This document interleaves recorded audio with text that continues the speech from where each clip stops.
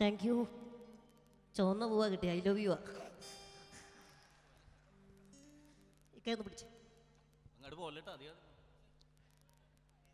ഒരുപാട് സന്തോഷം.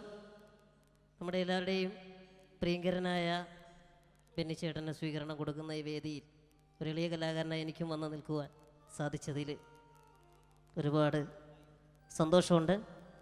അതിനേക്കാളൊക്കെ ഉപരി ഞാനുമായിട്ട് ഈ പ്രോഗ്രാമിലൊരു ചെറിയ ബന്ധമുണ്ട്. ഇവിടെ ഒരുപാട് താരങ്ങളെത്തി. പക്ഷേ ഈ പരിപാടിയിൽ പങ്കെടുത്ത് നിങ്ങളെ അഭിസംബോധന ചെയ്ത് സംസാരിക്കുവാൻ എന്തുകൊണ്ടും യോഗ്യം ഞാൻ തന്നെയാണ്. കാരണം ഈ പ്രോഗ്രാം ഇവിടെ സംഘടിപ്പിക്കുന്നത് ഞങ്ങളുടെ ടീമാണ്, വാവാസ്. ഇതിനകത്തൊരു താരമായിട്ടുള്ള വാവ ഞാൻ മാത്രമേ ഉള്ളൂ.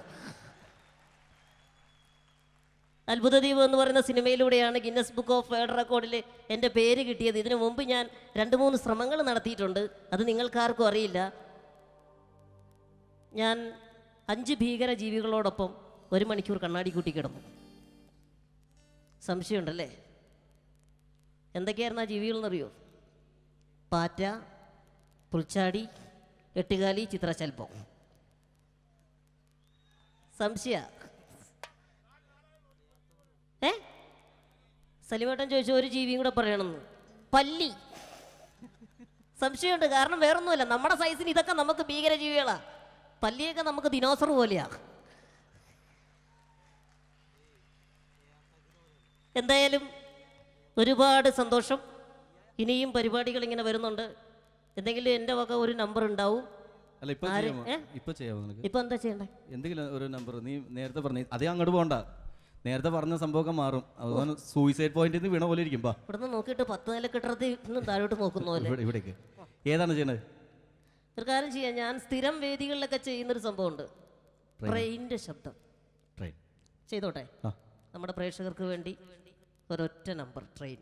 ഒരു സ്റ്റേഷനിൽ നിന്ന് ട്രെയിൻ സ്റ്റാർട്ട് ചെയ്യുന്നത് അവതരിപ്പിച്ചോട്ടെ? തീർച്ചയായിട്ടും. ഞാൻ ആദ്യമേ ഒരു കാര്യം പറഞ്ഞു.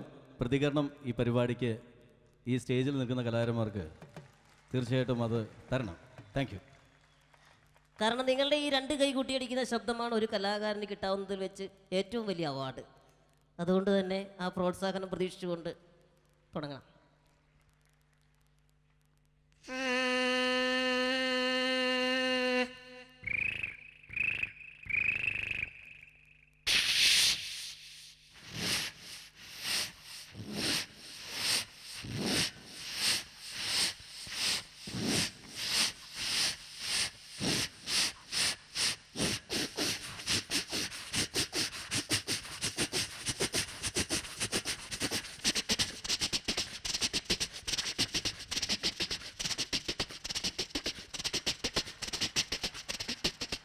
Thank you very much.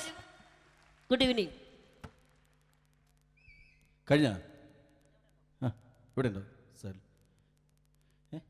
കഴിഞ്ഞു. ഇവിടെ ഇതിൽ പോകാൻ വേണ്ടിയാണോ നിനക്ക്? അവിടെ ഒന്ന് ഫ്രണ്ടിലിരിക്കാം.